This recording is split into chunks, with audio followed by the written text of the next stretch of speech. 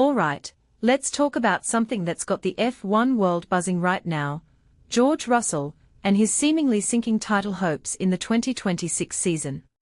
I mean, if you take a step back and think about it, this story is a perfect example of how quickly things can shift in Formula One. 1 minute you're on top of the world, the next you're scrambling to keep your head above water. And personally, I think this is where the narrative gets really interesting. So, here's the deal, George Russell started the season as the guy everyone had their eyes on. Mercedes, the pre-season favorites, had him leading the charge, and let's be honest, it felt like his time to shine. Winning the opening race in Australia. That was a statement. But then, Kimi Antonelli happened. And what many people don't realize is that Antonelli's rise isn't just about his talent, it's about the unpredictability of this new technical era in F1.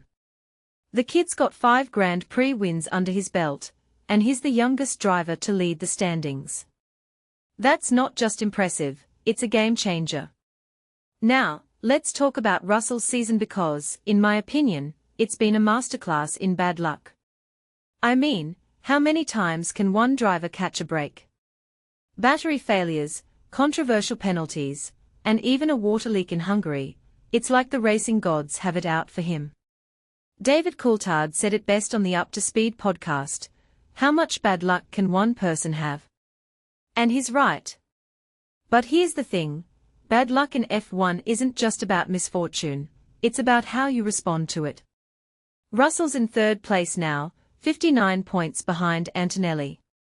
That's a gap, but it's not insurmountable. What this really suggests is that Russell's title challenge isn't over, it's just entering a new phase. What makes this really interesting is the dynamic between Russell and Antonelli. Russell's experience was supposed to be his edge, but Coulthard points out something fascinating. Antonelli's lack of experience might actually be working in his favor. When you're young, you don't overthink, you just drive. Russell, on the other hand, knows all the challenges, all the pressures, and maybe that's weighing on him. It's like, if you take a step back and think about it, experience can sometimes be a double-edged sword.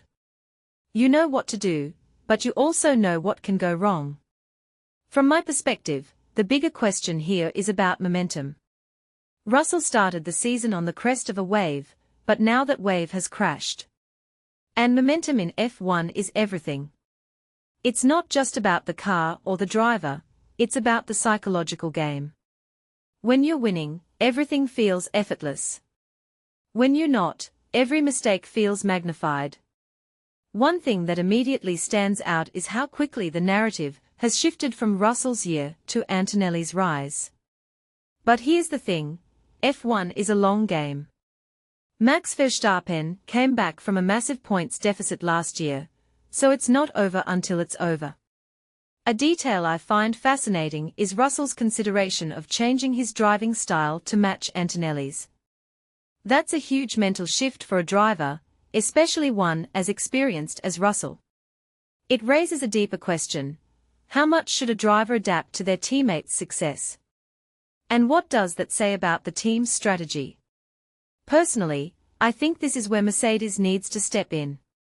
They've got 2 incredibly talented drivers, but they need to figure out how to balance their strengths without losing focus on the bigger picture, winning the championship. If you take a step back and think about it, this season is shaping up to be a character-building year for Russell. Coulthard called it a character-building year, and I couldn't agree more.